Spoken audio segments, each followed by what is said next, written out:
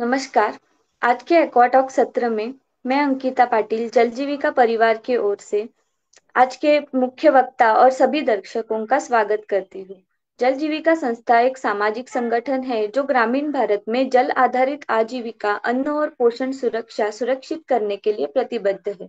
जल जीविका संस्था का उद्देश्य जल संसाधनों की उत्पादक क्षमता को बढ़ाकर रोजगार के अवसर बढ़ाना और गरीबी को कम करना है। इस लक्ष्य को प्राप्त करते हुए हम ग्रामीण किसानों के लिए ज्ञान साझा करने के लिए एक्वाटॉक के माध्यम से एक मंच के रूप में हम सब एक साथ जुड़े हैं। तो आज के सत्र का विषय मीठे पानी में मोती की खेती। ये एक ऐसी कला है जो विज्ञान और प्रकृति को जोड़ती है। आज हमें ऐसे विशेषज्ञ का साथ मिलने का सौभाग्य प्राप्त हुआ है जिसने न केवल व्यापक शोध किया है बल्कि भारत में मछली पालन करने वाले समुदायों तथा इस ज्ञान का प्रसार करने में भी महत्वपूर्ण भूमिका निभाई है। डॉक्टर शैलेश सौरभ जी का परिचय देते हुए आज के एक्वाटॉक के सत्र के सम्मानित अतिथि वक्ता डॉक्टर शैलेश सौरभ वर्तमान में ICAR central institute of fresh water aquaculture Bhubaneswar के एक्वाकल्चर उत्पादन और पर्यावरण प्रभाग में एक वरिष्ठ वैज्ञानिक के रूप में कार्यरत है। क्षेत्र में उनके समर्पण और योगदान ने उन्हें जवाहरलाल नेहरू पुरस्कार एक सहित। मीटिंग में है सर। Hello sir. हाँ, मैडम एक मिनट। Any problem sir? हाँ, सर एक मिनट मैडम, एक सेकंड।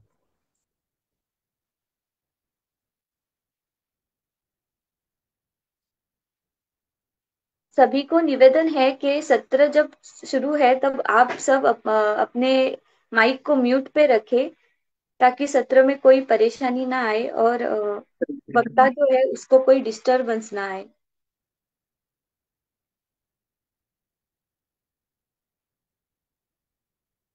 तो डॉक्टर शैलेश सौरभ का परिचय अधूरा रह गया था, तो मैं फिर से शुरू करती वन हूँ। Minute please, one second.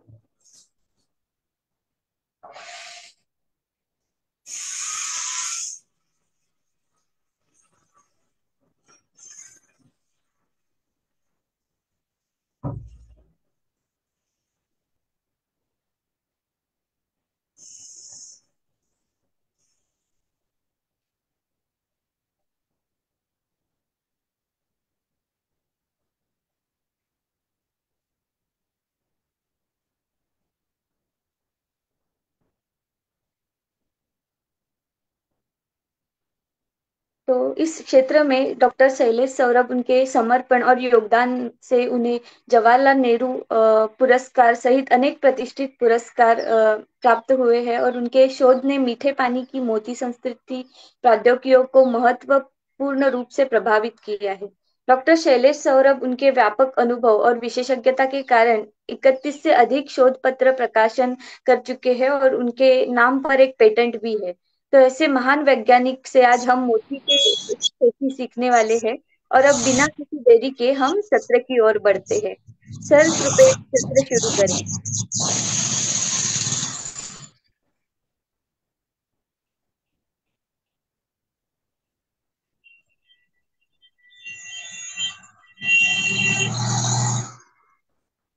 Doctor Shailesh sir.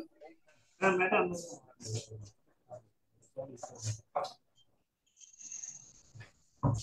Sorry sorry, वो हेड आ गए थे। No problem sir, no problem. नमस्ते किसान भाइयों, सबको अपना नमस्कार देता हूँ। और नए साल का मुबारक भी मैं अभी से ही दे देता हूँ आप लोगों को। और मैं डॉक्टर शैलेश सौरभ हूँ, वरिष्ठ वैज्ञानिक सीफा में, ICR CIFA central institute of fresh water aquaculture, जो भुवनेश्वर में स्थित है, जो टेम्पू सिटी के नाम से भी जाना जाता है। और हमारा जो जगन्नाथ भगवान है वो 50 किलोमीटर ओनली है from institute. So it is an ideal place, and things is ideal for aquaculture also।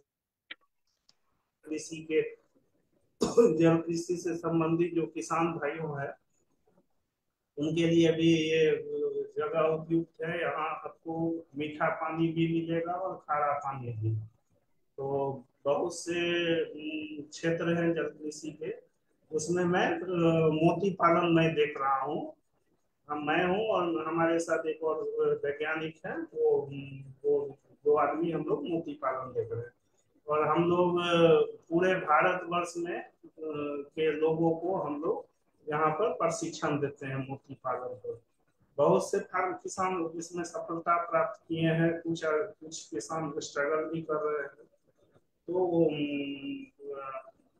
इसमें थोड़ा स्किलफुल टेक्नोलॉजी है, इसलिए इसका प्रशिक्षण अनिवार्य है। बिना प्रशिक्षण किए करना थोड़ा चैलेंजिंग टास्क है। तो इस पर हम थोड़ा चर्चा करेंगे, और आपका कुछ प्रश्न भी होगा तो हम उसको सॉल्व करने का कोशिश करेंगे। तो मैं यहाँ से शुरू करता हूँ।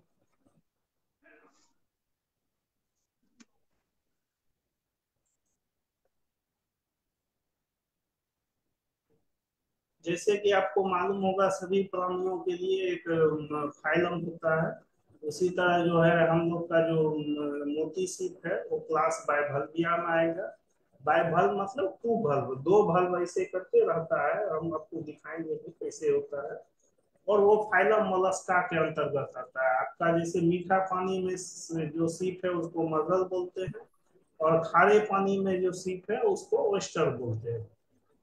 तो ये जो है सो आपका ये है आपका फाइलम मोलस्का के अंतर्गत क्लास बाइवल्विया। बाई मतलब टू, और भल्व मतलब दो भल्व, दो भल्व होते हैं इनका।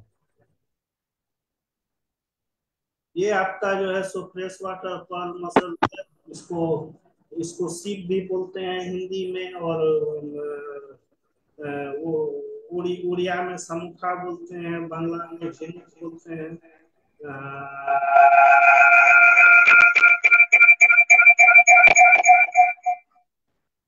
का जो है सो बिहार में सेतुआ बोलते हैं। तो ऐसे करके तो हम कॉमन टर्म सीप यूज करेंगे हिंदी के लिए। और ये हम लोग ये जो है आपका जेनस लेमलिडेंस मार्जिनेलिस है, जो इसका इंडिया का फ्रेश वाटर का मेन स्पेसीज है, लेमलिडेंस मार्जिनेलिस। उसके अलावा लेमलिडेंस कोरिएनस भी है। और एक और स्पेसीज है पेरेसिया कोरोगेटा। ये थ्री स्पेसीज में हम लोग अभी पाए हैं कि मोती उत्पादन कर सकते हैं। वैसे भारतवर्ष में टोटल 52 स्पेसीज है, जिसमें लेमलिनेस का 9 स्पेसीज और दो सब स्पेसीज है, उप प्रजाति। और पेरेसिया का 35 स्पेसीज और 6 सब उप प्रजाति है।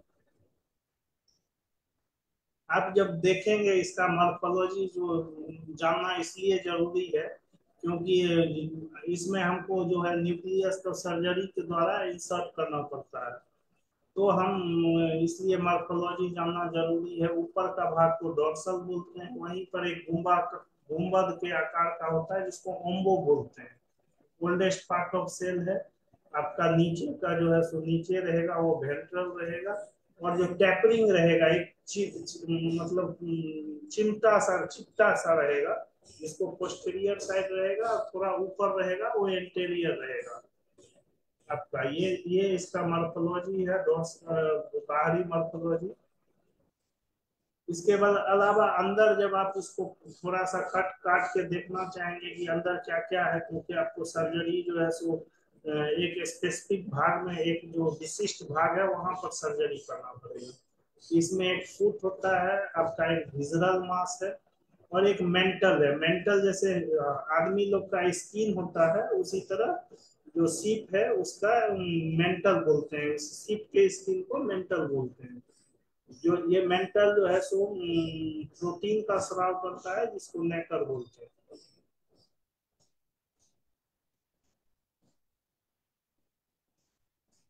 फूड और फीडिंग हैबिट जो है, फूड और फीडिंग हैबिट ये क्या खाता है सीप को, क्योंकि आपको जब इसको रेयरिंग करेंगे या इसका कल्चर करेंगे तो आपको खाने का ध्यान रखना पड़ेगा।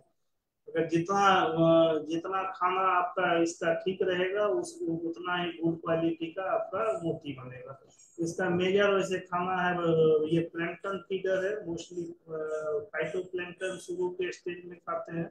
और ये फिल्टर फीडर है। फिल्टर फीडर मतलब ये जो है पानी को खींचता है, पानी को खींचने के बाद जो है सो पानी के साथ साथ बहुत सारे जो है प्लवक आ जाते हैं, प्लैंकटन को प्लवक भी बोलते हैं, प्लवक आ जाते हैं, उसको ये फिल्टर करके खाता है। तो ये फिल्टर फिल्टर ऑर्गेनिज्म है। इसका मेजर खाना जो है माइक्रोअल्गी, रोटीफर, प्रोटोजोअन, प्लैंक्टोनिक माइक्रो ऑर्गेनिज्म और ऑर्गेनिक डिट्राइटस है।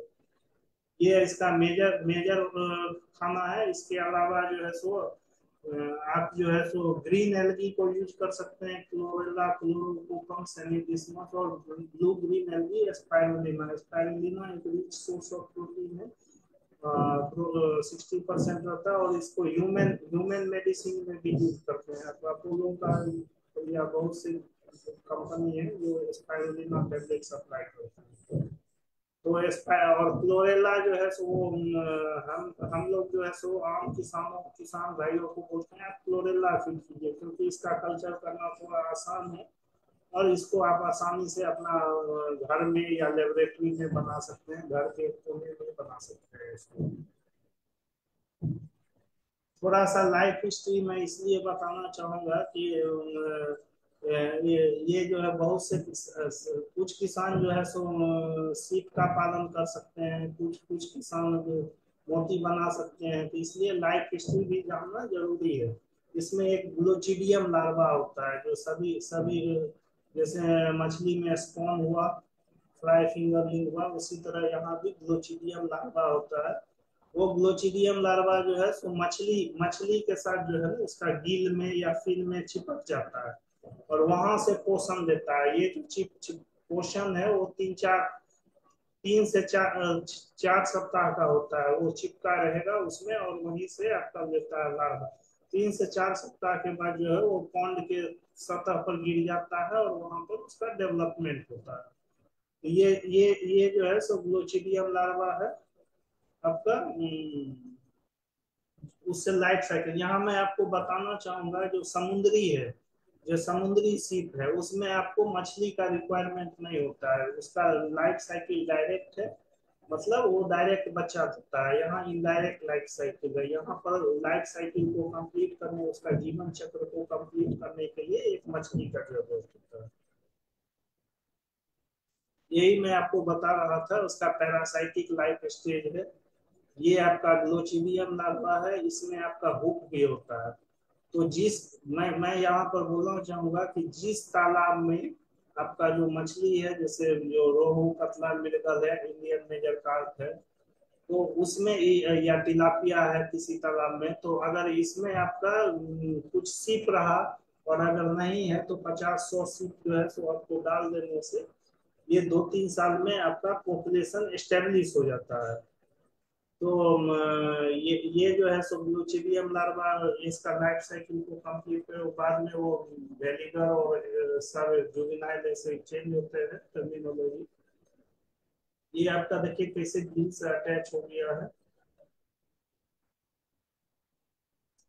आपका ये इकोलॉजी जो है ये कैसे कैसे रहेगा, आपका ये सैंड में रहेगा, आपका ये पॉन्ड, टैंक्स, लेक्स, रिजर्वर, लैंडलीनेस, मार्जिनलिस आपका मिलेगा, आपका कोरियनस पैडी फील्ड में मिलेगा, टेरेसिया बहुत इरिगेशन कैनाल, स्ट्रीम्स और रिवर, ये इसका हैबिटेट है। यहाँ मैं बताना चाहूंगा, ये जो सीप है वो आधा आधा जो है आपका वो मिट्टी में या बालुवाही मिट्टी में, ऐसे आधा उसका शरीर घुसा रहता है, और आधा निकला, ये ऐसे आपका रहेगा, ऐसे करके मिलेगा। ये ऐसे बहुत कम ही मिलेगा आपको।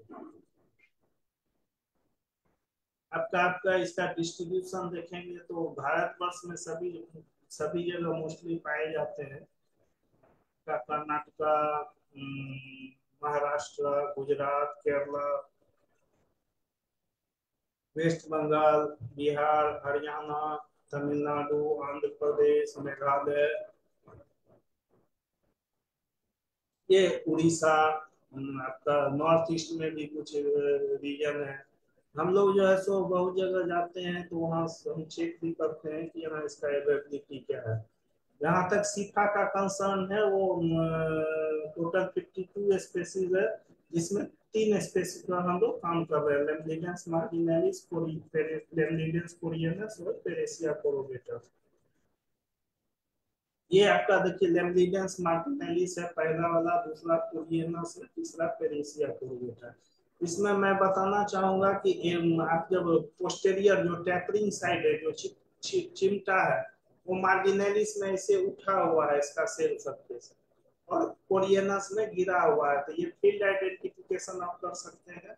और किस बाइवल्व में सीप बनेगा, जो बाइवल्व अंदर का लेयर चमकीला रहेगा उसमें आपका मोती का उत्पादन होगा।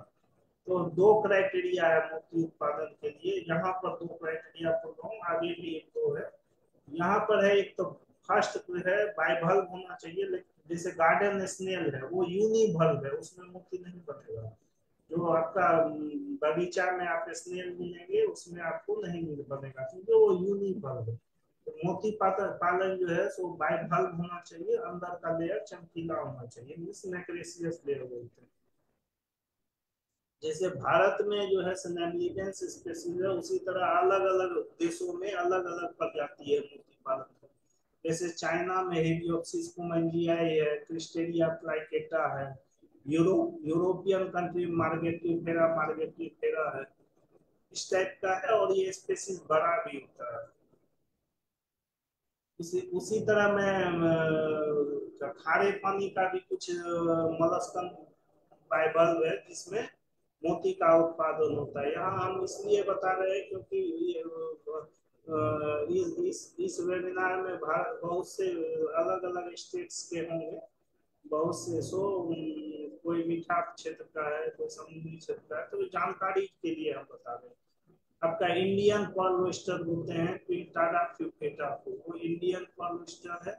फिर पिंटाडा मार्गेटिफेरा ब्लैक लिप्ड पर्ल रोस्टर है आपका। इसमें मैं बताना चाहूंगा कि स्पेसीज के अनुसार जो है कलर भी चेंज होता है। जैसे black lipped pearl oyster Pinctada margaritifera, it always give black pearl, ये हमेशा ब्लैक पर्ल ही देता है। तो स्पेसीज के अनुसार भी कलर होता है। और ये जो स्पेसीज है फ्रेंच पोलिनेशिया, ऑस्ट्रेलिया, ये सब में मेजर पाया जाता है। वहाँ वहाँ फ्रेंच पोलिनेशिया में बहुत से 40 से 50% पॉपुलेशन जो है सो ये firm farming back firm production में इन्वॉल्व है। भारतवर्ष में ये अंडमान निकोबार के समुद्री क्षेत्र में पाए जाते हैं, ये पिंटाडा मार्गेटिफेरा। उसी तरह सिल्वर और गोल्ड लिप पर्ल ओयस्टर है Pinctada maxima, mabe oyster, Pteria penguin, green abalone, Haliotis, मिलो मिलो। अलग अलग कंट्री में अलग अलग है। ये देखिए कैसे डिजाइनर पर्ल जो है सो ये आपका बना है, ये जो पिंटाडा फ्यूकेटा का है। इसमें जो है सो आपका आप पेंडेंट बना सकते हैं। इसको इमेज पर्ल को फिर काट के पेंडेंट के रूप में बना सकते हैं डिजाइनर पर्ल को। अभी मैं थोड़ा सा बायोलॉजी और थोड़ा सा स्पेसिस के बारे में बताया, अभी हम टेक्नोलॉजी के ऊपर पहुंचेंगे। फर्स्ट क्या है कि पर्ल क्या है आपका, it is a queen of gem है, और mineralised carbonate composed of several hundred to thousand of alternating layer of aragonite crystal and organic matter. ये जो है सो आपका एरोगोनाइट क्रिस्टल और ऑर्गेनिक मैटर का बहुत से उसका लेयर बाय लेयर रहता है।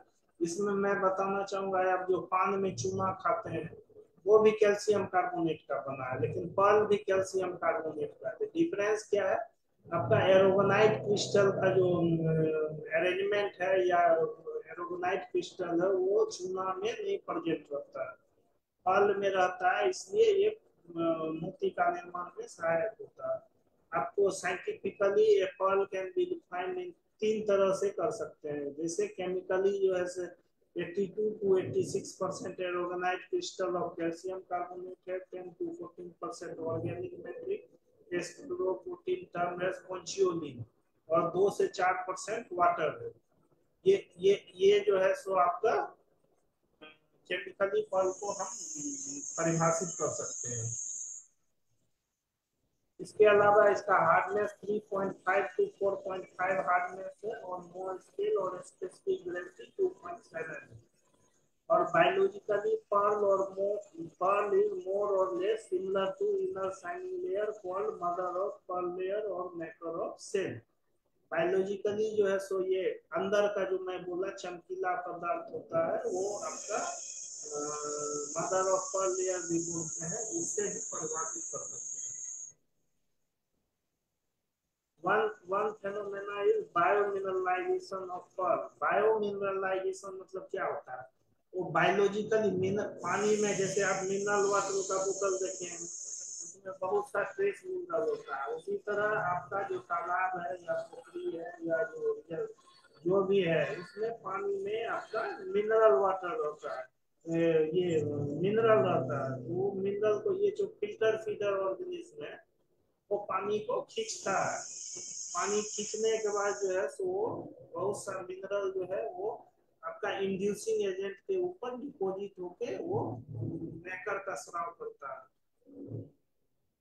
तो ये बायोलॉजिकली इंड्यूस्ड और controlled mineralisation play a vital role in pearl formation. ये पर्ल फॉर्मेशन में बहुत ही महत्वपूर्ण भूमिका ये प्रोसेस निभाता है। और आपका जो सेल आप देखेंगे तो ये 3 लेयर का है। पेरियोस्ट्रेकम जो बाहर का काला पदार्थ या ब्राउनिश है वो पेरियोस्ट्रेकम है, उसके अंदर प्रिज्मेटिक लेयर है और सबसे अंदर नेक्रेसियस लेयर है।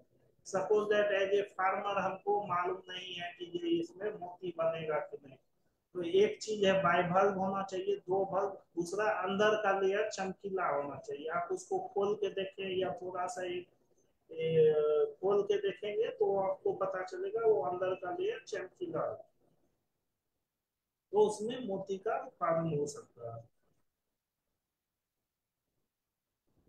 पर्ल सेट थ्योरी क्या है? पर्ल सेट थ्योरी में ये बताना चाहूंगा कि कोई भी मोलस्क जो है पर्ल बना सकता है, लेकिन जिसमें पर्ल लाइनिंग या नेकर है वो ही लस्ट्रेशियस पर्ल बना सकता है, और it is abnormal process in the normal biological system of the animal. फिर outer epithelial of mantle is, यहाँ मैं बताना चाहूंगा जो बाहरी उत्तक है, मेंटल का बाहरी उत्तक है वो मोती बनाने में काम देता है। और इसका जो है सो इस कंसेप्ट का और इस कंसेप्ट का उपयोग हम गोनाडल इम्प्लांटेशन में करते हैं। गोनाडल इम्प्लांटेशन का मैं चर्चा करूंगा थोड़ा 2-3 स्लाइड के बाद। और इसमें पर्ल सेट में मैं, पर्ल सेट मतलब मोती का फैला हुआ, अगर कोई फॉरेन बॉडी है वो शिप के अंदर चला गया और बाहर नहीं निकला, तो उसमें क्या होता है, उसका रक्षा तंत्र जो है सो सक्रिय हो जाता है। रक्षा तंत्र सक्रिय होने के बाद वो बहुत सा प्रोटीन का स्राव करते हैं जिसको हम नेकर बोलते हैं। वो जो है सो फॉरेन बॉडी के ऊपर कोट करेगा। मान लीजिए ये फॉरेन बॉडी है तो उसके ऊपर कोटिंग होगा, उसका लेयर अपॉन लेयर जो है कोटिंग होगा। ये कोटिंग होने के बाद जो है एक थैली का निर्माण होता है जिसको पर्ल सेट थ्योरी बोलते हैं।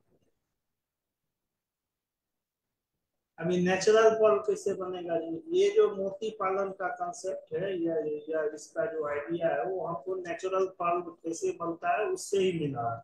उसको हम साइंटिफिकली ढंग से कल्चर पर्ल में उपयोग करते हैं। Natural pearl is form when a foreign particle such as piece of sand और parasite lodged itself into a particular species of mollusk and cannot be expelled। वो बाहर की कोई जो फॉरेन पार्टिकल है अंदर जाएगा और बाहर नहीं निकलेगा, तो ही आपका उसका defence as a defence mechanism the animal secrete a substance known as nacre to coat the foreign body. Foreign body के ऊपर कोटिंग करता है। Layer upon layer of this coating is deposited on the irritant, resulting in shimmering and iridescent creation of pearly gem। ये जो उसके ऊपर जो है कोट बनाते जाता है, ऐसे ऐसे बनाते जाएगा अल्टरनेट लेयर, और एक समय के बाद एक मोती का निर्माण होता है। जनरली जब हम तालाब में करेंगे या टैंक में करेंगे तो आपको 1 साल लग जाएगा, 12 महीने के आसपास लग जाएगा मोती उत्पादन में। अभी अभी हर टेक्नोलॉजी का कुछ हिस्ट्री होता है। उसी तरह आपका जो है जो चाइनीज लोग है वो 12th सेंचुरी में भगवान बुद्ध की प्रतिमा जो है एक क्रिस्टेरिया प्लिकेटा नामक शिप में अंदर डाले के और मोती उत्पादन का टेक्नोलॉजी को आगे बढ़ाए थे। तो इसमें सबसे पहला जो डिजाइनर मूर्ति बना वो भगवान बुद्ध का बना 12वीं शताब्दी में। और ये आप देखिएगा कि चाइनीज लोग जो है सो इसको एक तालाब में बैम्बू गाड़ के दोनों साइड रस्सी में भर के पॉकेट करके करते हैं, वो मैं आगे भी दिखाऊंगा आपको। आपका अगर वर्ल्ड वाइड जाइएगा तो लगभग 30 कंट्री जो है इन पर्ल फार्मिंग में इन्वॉल्व है, like China, Japan, Australia, Indonesia, French Polynesia, Philippines, cook island, Thailand, Malaysia, India, Sri Lanka, Myanmar, Mexico, Bangladesh. ये 30 कंट्री लगभग इन्वॉल्व इन्वॉल्व है। ये आपका मोती पालन। अब नेचुरल और कल्चर पर्ल में क्या अंतर है? नेचुरल पर्ल जो है जैसे मान लीजिए सैंड है या पैरासाइट है। कल्चर में क्या है, ग्राफ टिश्यू और बायो कंपोर्टेबल न्यूक्लियस होते हैं। शेप जो है नेचुरल का इरेगुलर है, क्योंकि उसमें सैंड या पैरासाइट जो है वो कोई भी शेप ले लेगा। लेकिन कल्चर में मान लीजिए हमको लॉर्ड गणेशा का ये करना है, कल्चर में मान लीजिए लॉर्ड गणेशा हमको बनाना है, या दुर्गा माँ बनाना है, या जो जेसस क्राइस्ट बनाना है, तो उस ढंग का इमेज जो है हमको इंसर्ट करना पड़ेगा शिव के, मोती शिव के शरीर के अंदर इंसर्ट करना पड़ेगा। तो वो आपका शेप हमको मालूम रहेगा, तो रेगुलर शेप है या राउंड पर्ल बनेगा। नेचुरल ग्रोथ टाइम जो है नेचुरल में लॉन्ग होगा, कल्चर में शॉर्ट है। टेक्सचर फाइन और रफ फीलिंग है आपका नेचुरल में, कल्चर में मोर रफर फीलिंग है। मेकअप ठीक है, नेचुरल का टाइम हमको पता नहीं है कितना साल में बनेगा, तो मेकअप जनरली ठीक होता है। कल्चर में हमको 12 महीना के अंदर हार्वेस्ट करना होता है, या राउंड पर हमको 18 महीना लगता है, तो उसमें मेकअप थोड़ा थिन रहेगा। ट्रांसपेरेंसी मोर, कंपेरेटिवली लेस। अभी हम state of art technology of fresh water production, fresh water का हमको इसमें आपका एक नजल का स्टॉक लगेगा, सीप का स्टॉक लगेगा। फिर प्री ऑपरेटिव कंडीशनिंग करेंगे। प्री ऑपरेटिव क्या है, जैसे आपका चूंकि हमको इसको सर्जरी करना है, तो सर्जरी से पहले उसका रख रखाव ठीक होना चाहिए। उसको प्रॉपर एरेशन जो है वो वायुकरण करना है, हमको कल्चर टैंक में टोटल थोड़ा फीडिंग क्लोरेला फीडिंग देखना है। ये आपका प्री ऑपरेटिव कंडीशनिंग है। टेम्परेचर को देखना है। उसके बाद इम्प्लांटेशन करेंगे, हम ग्राफ्ट करेंगे या न्यूक्लियस करेंगे या दोनों करेंगे, ये डिपेंड करता है सर्जरी पर। फिर पोस्ट ऑपरेटिव केयर कैसे करेंगे हम, फिर pond culture of implanted muscle कैसे करेंगे, harvest of muscle and pulse कैसे करेंगे, फिर वैल्यू एडिशन आपका करना पड़ेगा, फिर मार्केटिंग करना पड़ेगा।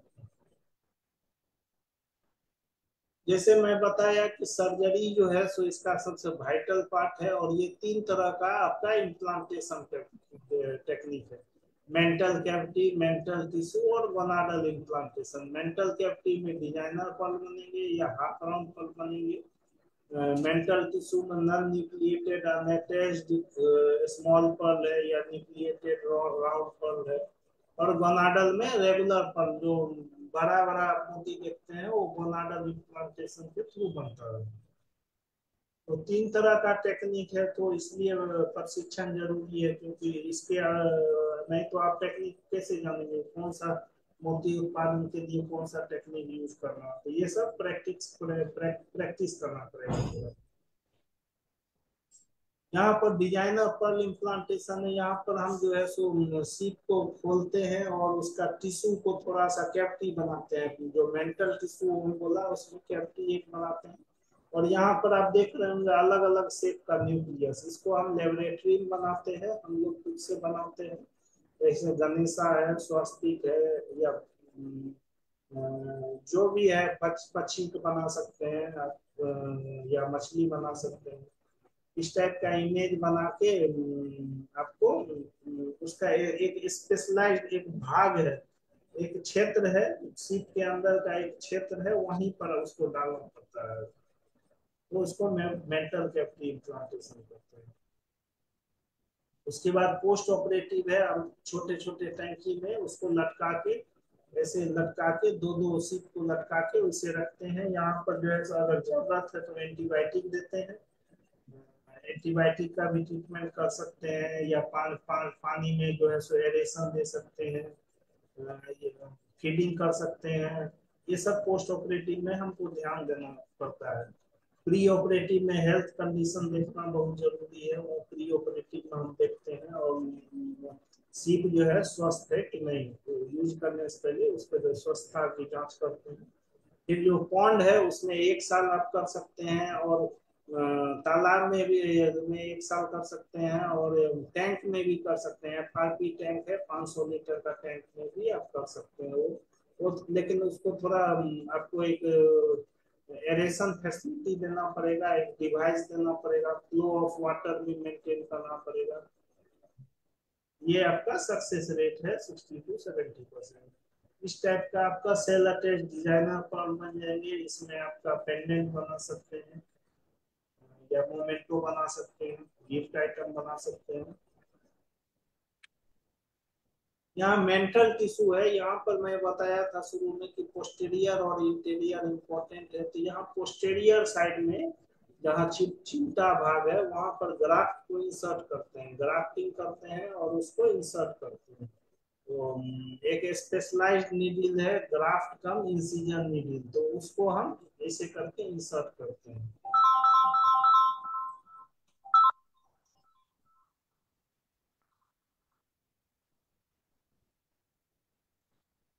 वो मेंटल टिश्यू इम्प्लांटेशन है, वो नॉन न्यूक्लिएटेड और न्यूक्लिएटेड दोनों है।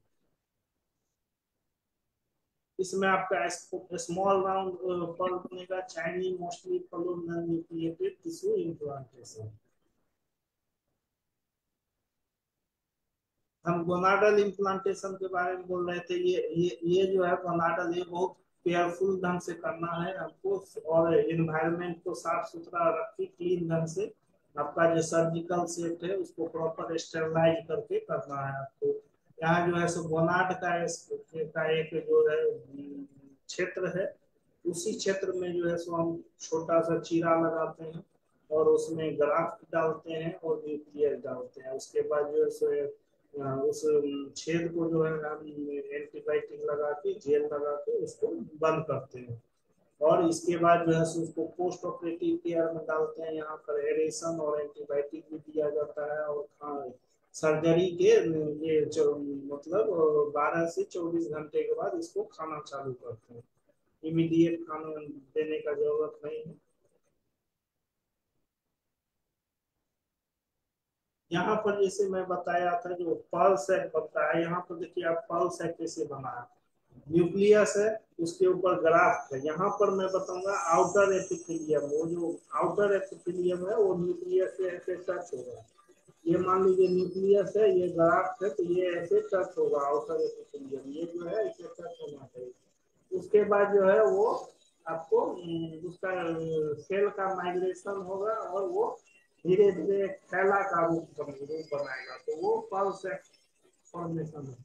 पर्ल सेक अगर नहीं बनेगा तो आपका मोती का निर्माण नहीं होगा। या ग्राफ्ट जो है आपका उल्टा लग गया, अगर उल्टा ग्राफ्ट लग गया तो भी आपका मोती का निर्माण नहीं होगा।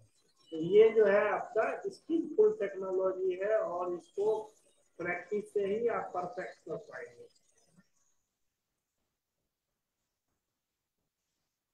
अभी वैल्यू एडिशन कैसे है, जैसे शेप है आपका जो है सो शेप मान लीजिए राउंड होना चाहिए, परफेक्ट होना चाहिए। फिर साइज है, साइज ज्यादा साइज होने में ज्यादा प्राइस है। कलर है, कलर जो है तो अगर यूनिफॉर्म है, चमकीला, तो ज्यादा दाम है। लस्टर है, लस्टर मतलब शाइनिंग, कितना शाइन कर रहे हैं। फिर शेप परफेक्शन है। थिकनेस ऑफ नेकर है, अगर ज्यादा नेकर ठीक है तो वो ज्यादा बेटर क्वालिटी का पर्ल होगा। पर्ल के बारे में बहुत सा बोला गया है हिंदू कल्चर में। Pearl is associated with moon and symbol of love and purity.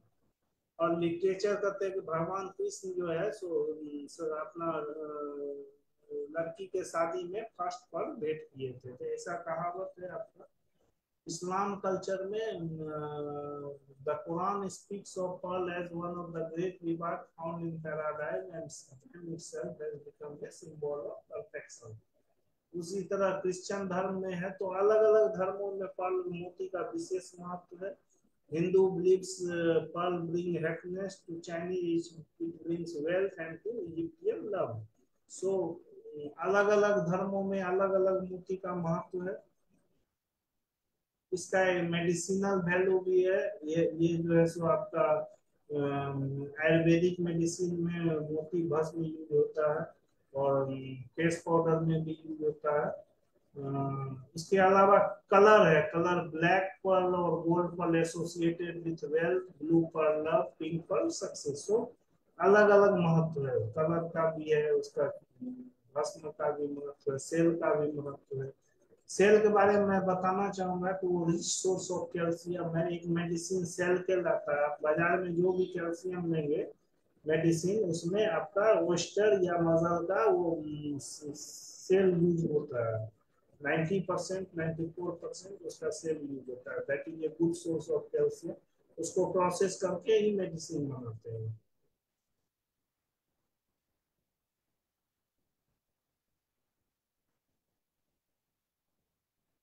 Advantage मैं बताना चाहूंगा, इसका अवेलेबिलिटी जो है, मैं बताया भारतवर्ष में बहुत से राज्यों में है, थोड़ा राजस्थान और हरियाणा में इसकी अवेलेबिलिटी कम है। वाइडर एरिया ऑफ फार्मिंग है, आप ज्यादा एरिया में कर सकते हैं, या घर के पिछवाड़े भी कर सकते हैं, तो ज्यादा एडवांटेज है। ऑपरेशनल इजीनेस है, थोड़ा सा एक बार आप सीख लेंगे तो आसानी से कर पाएंगे, आप दूसरे को भी सिखा सकते हैं। एब्सेंस ऑफ नेचुरल, जैसे जो है समुद्र में करेंगे तो बहुत सा वो चिपक जाता है पूरा। ये सब मीठा पानी में उतना प्रॉब्लम नहीं है। 15 से 20 दिन में जो है सो तालाब में एक बार सफाई करना पड़ेगा, फिर कॉस्ट इफेक्टिव है। और सिंपल फॉर्म ऑफ एक्वाकल्चर है, because pearl mussel do not require artificial field complicated. ज्यादा फार्म स्ट्रक्चर नहीं चाहिए, ज्यादा थोड़ा सा मैनेजमेंट चाहिए। So it is a simple fun, but technique is important. Once you will learn the technique, एक बार आप टेक्निक सीख जाएंगे तो it will things will be easy for you. Pearl culture में बहुत सा टर्म आपको आएगा, लाइक भरत पर्ल है, आपका इरेगुलर शेप्ड पर्ल है, केसी पर्ल है जो जापानी स्ट्रेट में फेमस है, मैडे पर्ल है जिसको डिजाइनर पर्ल भी बोलते हैं, और ये पर्ल भी बोलते हैं। हाफ पर्ल है आपका, हाफ पर्ल रिंग में यूज होता है। राइस पर्ल है, स्मॉल छोटा छोटा मोती भी है, और डेकोरेशन में यूज होता है।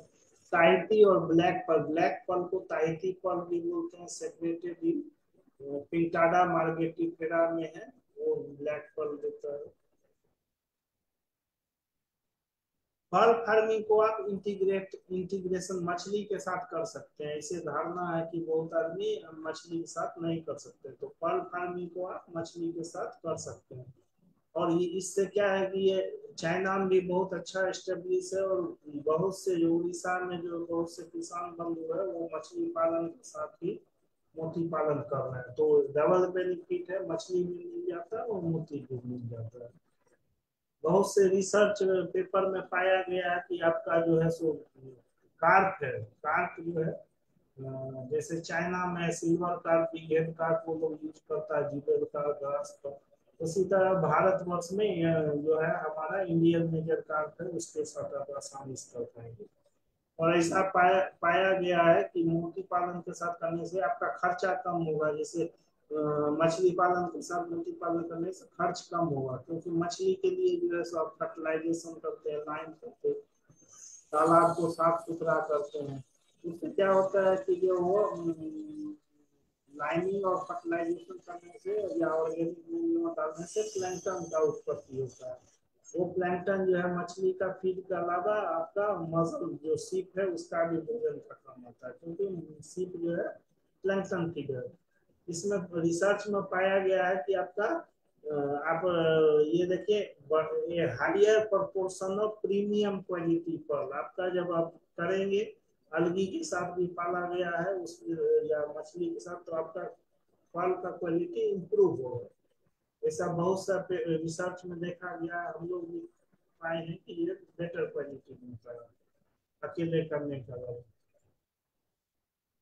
वे ये जो है सो आप कर सकते हैं कार्प कल्चर के साथ, या झींगा पालन के साथ कर सकते हैं, मरल कल्चर के साथ भी कर सकते हैं, लेकिन थोड़ा प्रिकॉशन रखना पड़ेगा। Pond management, lining and fertilisation, water quality का रोल है। यहाँ मैं बताना चाहूंगा कैल्शियम, जिस तालाब में कैल्शियम की मात्रा 30 से 40 ppm तक रहती है, उस तालाब में मोती का जो क्वालिटी होता है वो बेटर होता है, क्योंकि मोती जो है कैल्शियम कार्बोनेट से बना है, तो कैल्शियम की मात्रा जरूरी है तालाब में। अगर कैल्शियम का कमी है तो आप देखिएगा कि सीप का सेल टूटा है, थोड़ा छेद हो गया, या उसका साइनिंग कम हो गया, इस टाइप का होता है आपका कैल्शियम। तो कैल्शियम का ये इम्पोर्टेंस है मोती पालन में। तो ये आपका सीखा में हम लोग 5 दिनों का ट्रेनिंग देते हैं। ऑनलाइन भी कभी कभी ट्रेनिंग देते हैं, तो उसमें भी आप कर सकते हैं।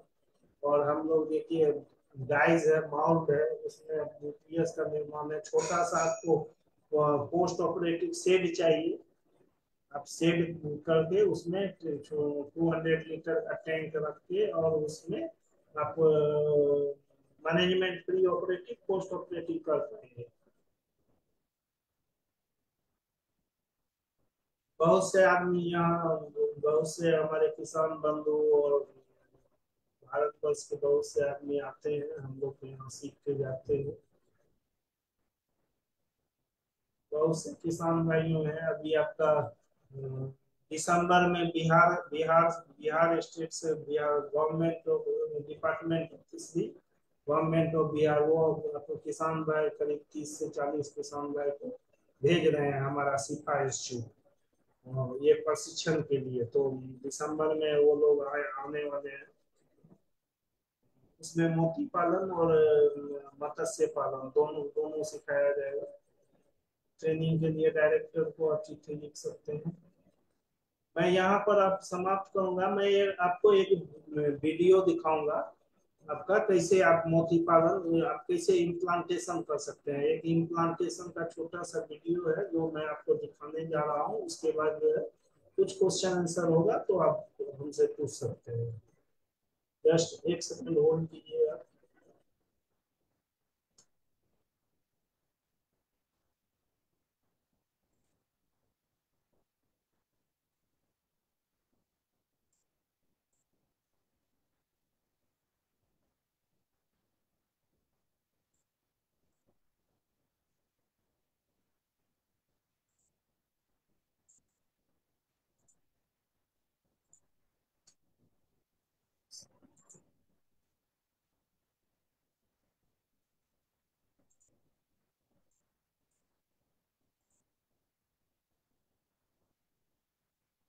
मैं एक वीडियो आपको दिखाने जा रहा हूँ।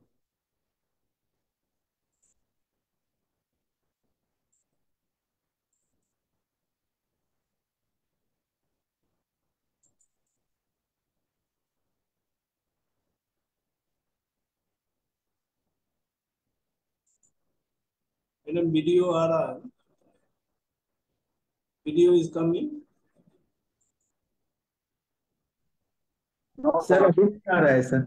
यहाँ मैं आप लोग को बताना चाहूंगा कि डिजाइनर पर्ल कल्चर टेक्नोलॉजी के लिए किस किस सामानों की आवाज आ रही है सर, वीडियो नहीं आ रहा है। सबसे पहले नहीं आ आपको रहा एक है। सीट का जो आवाज आ रही है सर, वीडियो नहीं आ रहा है। मार्जिनली सीट है, लेकिन इसको फिर से वीडियो डाउन में कर नाम।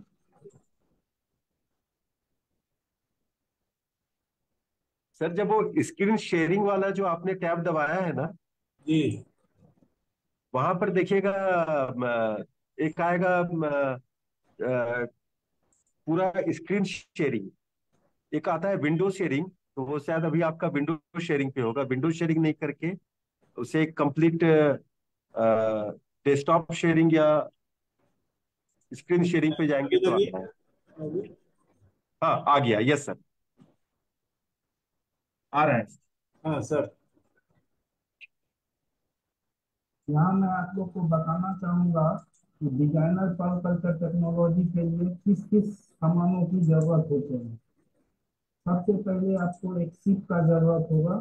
ये लैमिनेटेड मार्जिनली सीट है, लेकिन इसको उपयोग में लाने से पहले इसका साइज बहुत जरूरी है।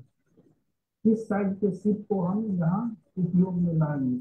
सीट का साइज यहाँ 7 से 10 सेंटीमीटर के बीच होना चाहिए। जो डिजाइनर पर्ल कल्चर टेक्नोलॉजी में यूज होता है वो करीब 7 से 10 सेंटीमीटर के बीच में है। यहाँ आप देख रहे हैं, यहाँ करीब हम 9 सेंटीमीटर आकार का सीट का उपयोग कर रहे हैं। सीट के अलावा आपको एक डिजाइनर न्यूक्लियस की जरूरत है। एक सीट के लिए 2 डिजाइनर न्यूक्लियस का जरूरत होता है। यहाँ पर आप देखिए दुर्गा माता की प्रतिमा है और ये गणेश भगवान की प्रतिमा है। एक सीट में आपको दोनों भाग में 2 साइड आप एक एक न्यूक्लियस को डाल सकते हैं। न्यूक्लियस के अलावा आपको एक सेल ओपनर की जरूरत होगी जो सीट को खोलने में काम देता है। यहाँ स्पैचुला है, ये आपको कैरियर मेंटल टिश्यू को लिफ्ट करने में मदद देगा। और ये फॉर्सेप है जो आपको न्यूक्लियस को पकड़ने में मदद देगा। मैं यहाँ आपको बताना चाहूंगा कि आप सीट को कैसे पकड़ेंगे। सर्जरी करने से पहले सीट को आप कैसे पकड़ेंगे। आप पहले चारों उंगली को ऐसे सटा लीजिए। उसके बाद आहिस्ता से ऐसे सीट को रखिए, ठीक है।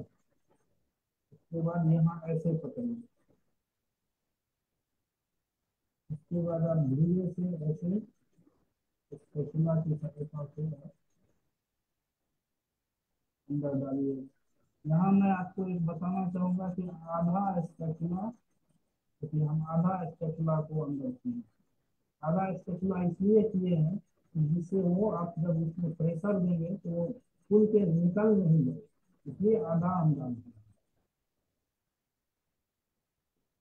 हैं। स्पैचुला को आप थंब से हल्का से प्रेस कीजिए और ये सेल ओपनर की आपको जरूरत होगी। प्रेस कीजिए,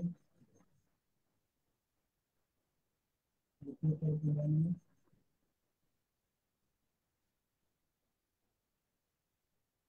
यहाँ आप देख रहे हैं आधा स्पैचुला है और आधा सेल ओपनर। इसको आप सावधानी पूर्वक इसको ऐसे निकालिए, तो रख दीजिए। अभी देखिए ये आप यहाँ धारीदार सतह देख रहे हैं।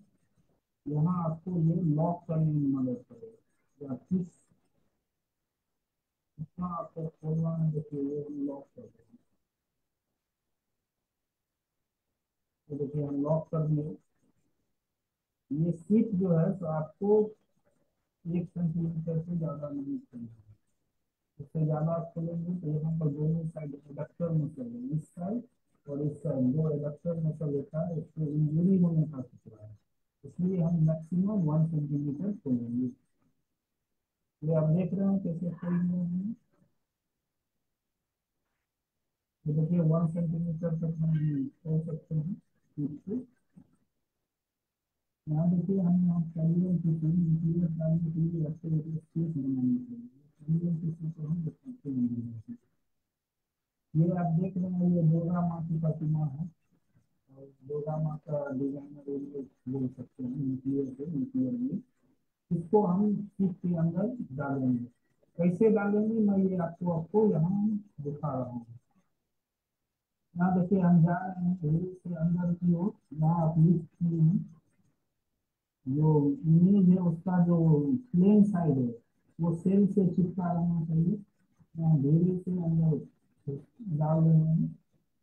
ये देखिए अंदर गया और जो कैलियर टिश्यू है वो उसके ऊपर की ओर रहेगा, न्यूक्लियस से ऊपर की ओर रहेगा और जो प्लेन सरफेस है वो सेल को से चिपका रहेगा। उसके बाद हम धीरे से इसको अंदर डाल देते हैं। देखिए अंदर डाल दिया है, ठीक है। उसके बाद जो है तो हम वापस जो है तो कैलियर टिश्यू को हम इसको वापस उसकी जगह पर पहुंचा देते हैं। यहाँ आप देख रहे हैं कि एक साइड एक सेल की ओर हमने इम्प्लांटेशन फिनिश किया। इस सेल की ओर हमने इम्प्लांटेशन फिनिश किया। अभी हम एक दूसरा इमेज न्यूक्लियस को हम दूसरे सेल की ओर डालेंगे, दूसरे साइड की सेल की ओर डालेंगे। वो हम कैसे डालेंगे ये हम आपको बताने जा रहे हैं। ये देखिए ये गणेश भगवान की प्रतिमा है, इसको हम दूसरे साइड की ओर डालेंगे। कैसे डालेंगे ये आप देखिए, सावधानी पूर्वक इसको यहाँ ले जाइए ऐसे।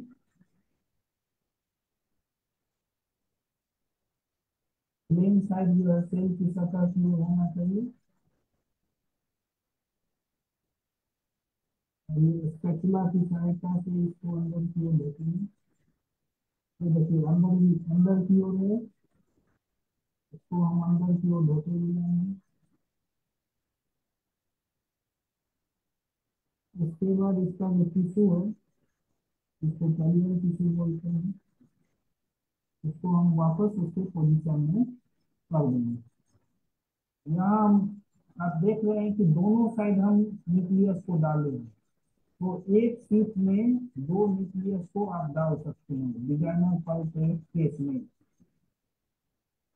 दोनों साइड न्यूक्लियस डालने के बाद आपको ये जो सेल ओपनर है उसको सावधानी पूर्वक निकालना पड़ेगा। ये देखिए हम कैसे निकाल रहे हैं। सबसे पहले ये लॉक है, ये बताना चाहूंगा, लॉक आपको करना पड़ेगा। उसके लिए आप हल्का से इसे लूज कीजिए और इसको सावधानी पूर्वक निकाल लेंगे। ये आपका एक इम्प्लांटेशन खत्म हो गया। ये बहुत ही सरल तकनीक है। ये देखिए आपका दो न्यूक्लियस जो है इस शीट में हम डाल दिए हैं। ये आपका इम्प्लांटेशन यहाँ समाप्त हो गया है। अब इसको आप एक बकेट में जिसमें थोड़ा सा पानी हो उसमें इसको आप डाल के रखिए। डालने के बाद जब आपका इम्प्लांटेशन, आप मान लीजिए 1 घंटे में जो है तो 30 शीट को आप इम्प्लांट कर सकते हैं। नमस्कार किसान भाइयों, ये आप देख रहे हैं, ये मोती से बना हुआ पेंडेंट है। यह डिजाइनर पर्ल कल्चर टेक्नोलॉजी का फाइनल उत्पाद है और इसका कीमत बाजार में लगभग 500 रुपये की आती है।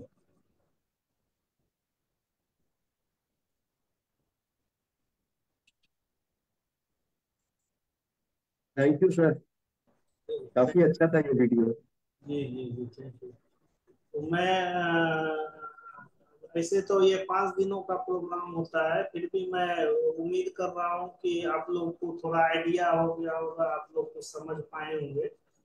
तो अगर आपको कुछ और जानकारी चाहिए या कुछ लिटरेचर चाहिए तो आप हमको ईमेल कर सकते हैं या डायरेक्टर को ईमेल कर सकते हैं, लिटरेचर है। सर एक क्वेरी था। हाँ बोलिए अ, सर। आपने बताया ना कि ये फिश फार्मिंग के साथ पॉन्ड में भी किया जा सकता है। जी थोड़ी सी उसमें कुछ कस्टमाइज करना होगा। तो जब फिश को हार्वेस्ट करते हैं तो उस समय इस पे कोई प्रभाव नहीं पड़ेगा या कैसे बचाया जाए उस समय? मैंने किसको हार्वेस्ट करते हैं, मछली को या मछली? मछली को जब हार्वेस्ट, हाँ, क्योंकि हाँ, नेटिंग वगैरह तो इसको बीच में क्या है, होती रहती है। मछली, ये जो मछली का तालाब है उसका एक कोना में हम इसको बैम्बो का बैक बना के कर सकते हैं या रस्सी लटका के कर सकते हैं। उस समय जब हार्वेस्ट करेंगे उसको थोड़ा साइड कर दीजिए। ओके तो ओके। हमको मतलब क्या है कि साइड करके या हटा के उसको एक कंटेनर में जहाँ पानी है वहां रख सकते हैं हार्वेस्ट के समय। वो ओके, बड़ा इशू नहीं है, वो कर पाएंगे। Thank you pocket sir. बना के लाइन से लगा दिया, पॉकेट बना के लाइन से लगा के उसको एक साइड करके निकाल लिया मछली। हाँ, उसमें एक चीज और बताऊंगा मैं। जैसे मान लीजिए 1 एकड़ का तालाब है, तो आप जो है सो आधा जो है सो फ्री छोड़ दीजिए, आधा फ्री छोड़ दीजिए और आधा में या आधा 1/4 में आप बैम्बो दोनों कुटा, बैम्बो पोल लगा दीजिए दोनों साइड में और रस्सी बांध के वहां से लटका सकते हैं। तो आधा मछली के लिए छोड़ दीजिए, आधा इधर के लिए। पार्शियल हार्वेस्टिंग, मछली पालन में अभी आपका पार्शियल हार्वेस्टिंग कंसेप्ट है। पार्शियल हार्वेस्टिंग मतलब कि आंशिक रूप से, जैसे कुछ कुछ मछली को हम जैसे शुरू में स्टॉकिंग कर दिए आपका 8,000 नंबर जो है सो आपका पर हेक्टेयर के हिसाब से स्टॉकिंग की है, या जो जैसे आप फ्राई फिंगरलिंग जैसे स्टॉक करते हैं स्टॉकिंग। उसके बाद जो है थोड़ा बड़ा हो गया उसको हार्वेस्ट कर लिए आपका, उसको सेल कर दिए। फिर थोड़ा बड़ा हुआ और मान लीजिए कि ये जितना हार्वेस्ट किए उसका 5 to 10% जो है सो आप और डाल सकते हैं। फिर बड़ा हुआ फिर हार्वेस्ट कीजिए, तो उस टाइप का है वो कर सकते हैं आप मछली पालन में, मछली और पालन। जैसे सर इसको बांधते हैं टांगने के लिए जो सीपी है, तो दो सीपी के बीच में डिस्टेंस कितना होना चाहिए? आप जो है सो 5 उंगली है ना, 5 उंगली के बीच में लटकाना, माने 5 centimetre, 5 to 6 okay centimetre gap होना। Okay okay. इसमें एक चीज और मैं बताना चाहूंगा आपको, एवरी डे, जैसे तालाब में हर दिन देखने का जरूरत नहीं है, आप 15 दिन में भी देख सकते हैं। साफ सफाई जो है उतना मतलब 15-20 दिन में आप साफ सफाई कर सकते हैं।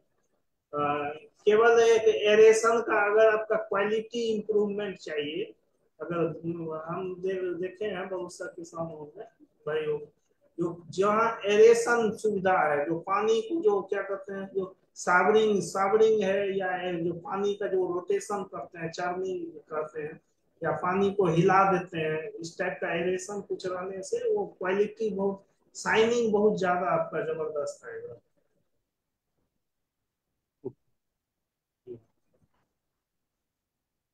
और कुछ सर?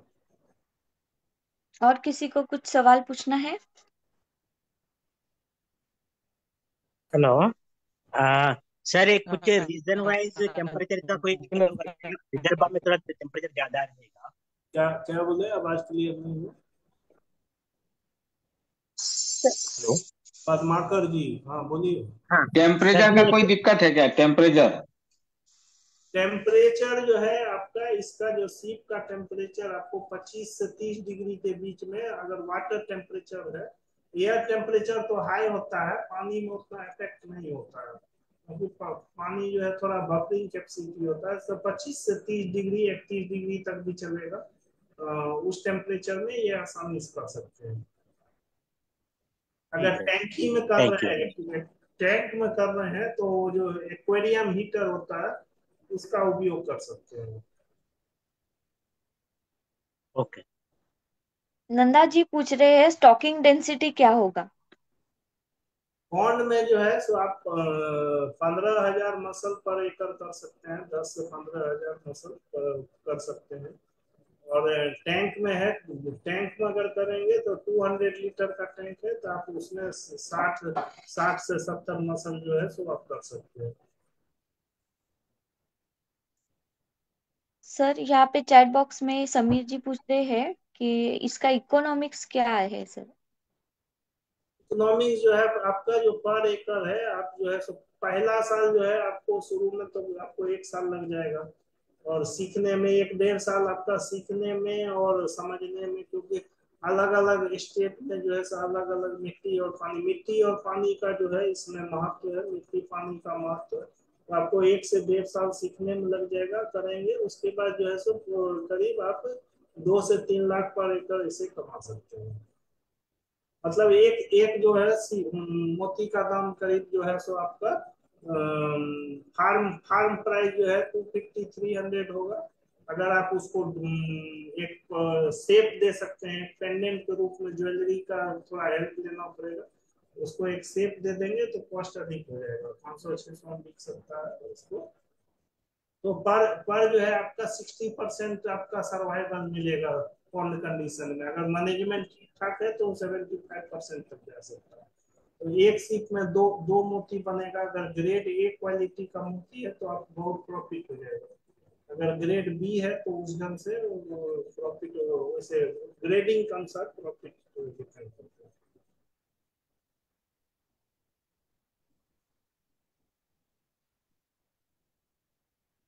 धन्यवाद सर। और किसी का कुछ सवाल? नंदा जी आप क्या पूछना चाहती है? 10 to 15 K पर एकड़ विथ फिशेस, आपका क्वेश्चन समझ में नहीं आ रहा है। मछली के साथ जो है आप कर सकते, जैसे 1 एकड़ में जो है मैं बताना बोल रहा हूँ, बहुत से किसान है आधा आधा आधा या 1/4 भाग में मोती पालन लटका दिए हैं, और उसके बाद रेस्ट छोड़ दिए मछली पालन के लिए, फ्री स्पेस, जो फ्री स्पेस बोलते हैं वो इसे।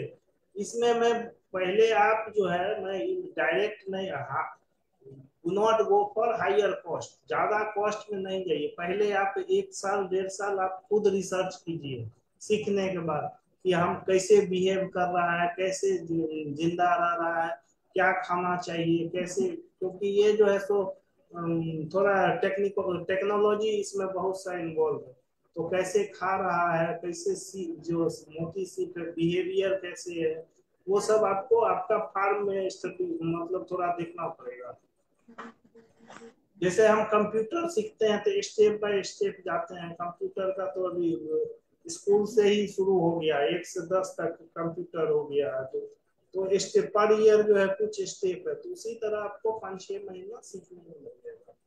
6 महीना या 1 साल तक सीखने में लगेगा। सीखने और समझने दोनों में।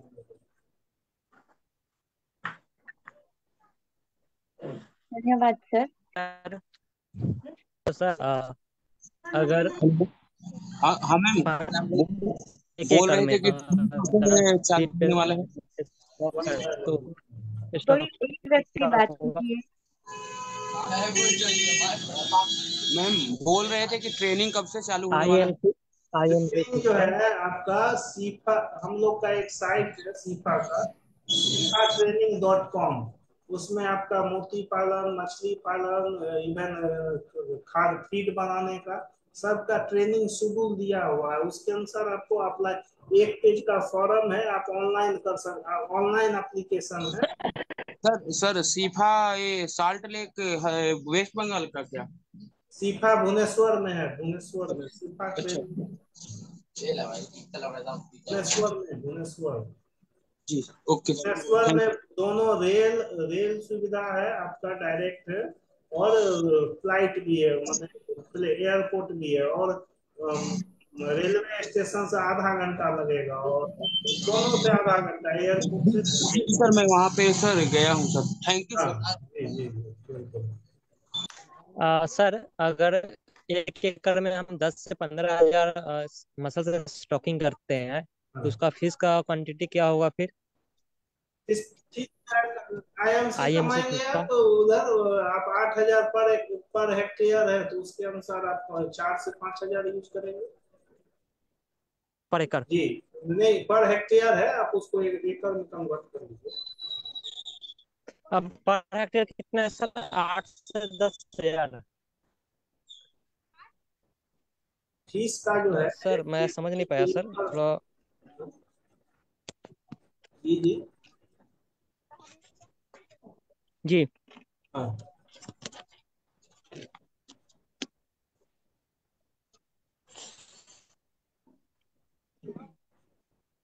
हेलो हाँ नंदन जी, आपका क्वेश्चन क्लियर नहीं हुआ है। नहीं नहीं मैम, मेरा कहना ये है कि अगर एक एकड़ में हम 10 से 15 हजार अगर मसल से स्टॉक करते हैं तो उसमें हमसे फीस का जो स्टॉकिंग रेट होगा वो करेंगे या सेम ही 1 एकड़ में रहेगा? 4,000, 1 एकड़ में 4,000। कम करना है आधा, कम करना है, आधा करना है एक बस। आप मछली का जो स्टॉकिंग डेंसिटी है साइज पर निर्भर है, किस साइज का आप कर रहे हैं। लेकिन जो आप, अगर आप यूज कर रहे हैं, आप प्रेजेंट में अगर मछली पालन कर रहे हैं, तो उसका आपको जी। आधा करना है बस। नहीं मतलब पॉन्ड से मुझे ग्रो आउट करना है सर, तो ग्रो आउट जब करेंगे हम लोग उस टैंक में तो उसमें सिप भी डालेंगे अगर, तो उसका जो दोनों का जो स्टॉकिंग क्वांटिटी होगा वो, क्योंकि मैं फिश और सिप दोनों एक साथ करना चाहता हूँ।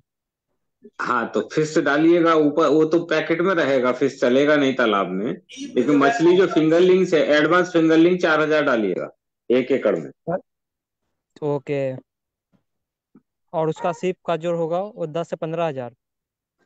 और जी, पैकेट सीप को हम लटकाते हैं ना, पैकेट में डाल के दो वो दो। पैकेट में रहता है, सीप जो है पैकेट में रहेगा, वो तैरता नहीं है। तो जी तैरे, मैं जानता हूँ सर, लेकिन मतलब उसका मतलब कि ऑफिस पे मतलब कोई इफेक्ट नहीं ना पड़ेगा ग्रोथ का? ना ना, कोई इफेक्ट नहीं पड़ेगा। अरे वो रिसर्च पाया ओके गया सर है, और बेटर क्वालिटी आपका बेटर होगा। Okay sir, thank you. आप है, आप देखिए, कुछ और वीडियो आपको यूट्यूब में मिलेगा, उसको देखिए, नहीं तो आप एक बार सीफा घूम के आइए। ठीक है, ओके सर, मैं देखता हूँ, अगर इस साल अगर टाइम हुआ था नेक्स्ट ईयर जरूर आऊँगा सर। नेक्स्ट ईयर आइए, अभी तक दिसंबर के समय तो मुश्किल है थोड़ा। ऐसा सर, उसका मतलब उस सीजन कौन सा होता है जिसमें हम वहां से ट्रेनिंग करके आए और स्टॉकिंग कर दिए, तो उसका आप जो कहाँ स्टॉकिंग पर है, आप कहाँ सीजन कौन जो सा होता है? आप कौन से स्टेट से? Muzaffarpur Bihar sir.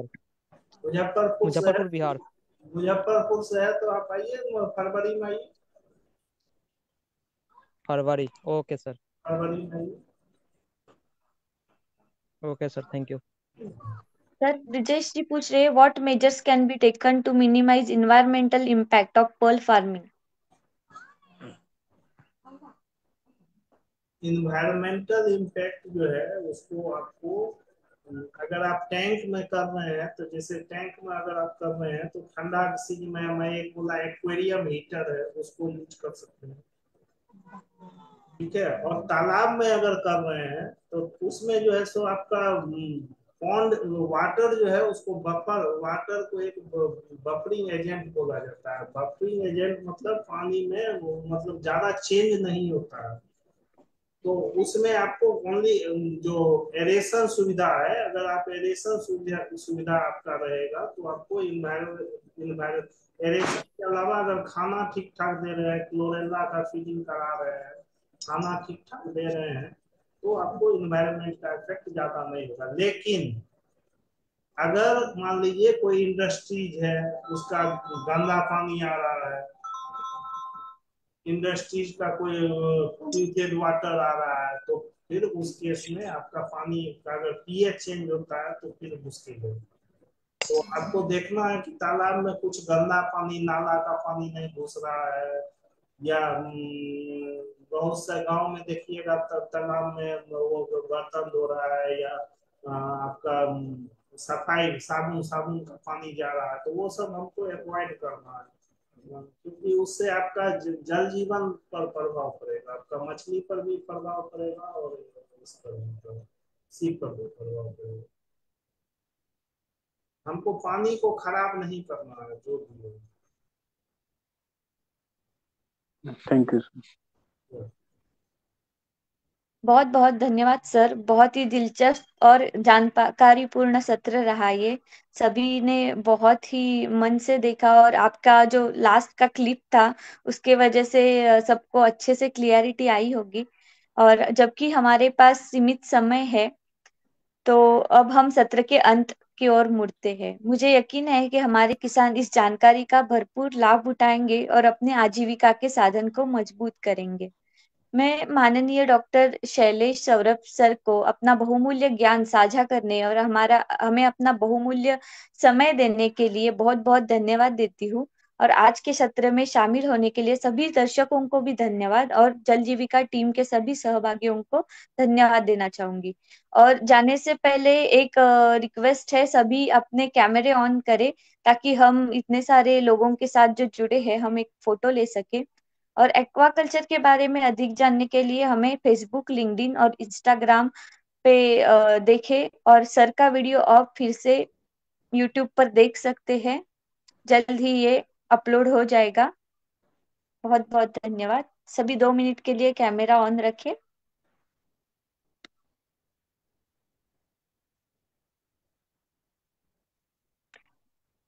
Thank you everyone.